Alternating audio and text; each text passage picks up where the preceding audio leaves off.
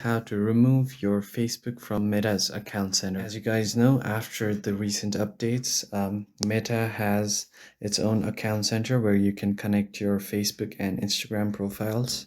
So let's see how to remove your Facebook account from there. To do that, just go to your profile first, tap on this hamburger menu, and from here open settings and privacy and simply tap on settings, and at the very top you can see your account center, so just tap on it to go to your account center.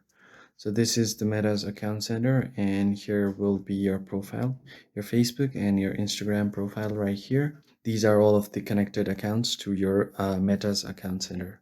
So in order to remove an account, you just scroll down, and at the very bottom you can see accounts. Just tap on it, and from here you can simply tap on remove. So I don't want to remove right now, but here is the option to remove. So you can simply tap on remove, either it's your Facebook or Instagram. So if you want to remove Facebook, just tap here, and if you want to remove Instagram, simply tap here, and your account will be disconnected with your Meta's account center. And if you want to add any kind of accounts, just tap here to add more accounts. I hope this was helpful, and I'll see you on the next one. Thank you for watching.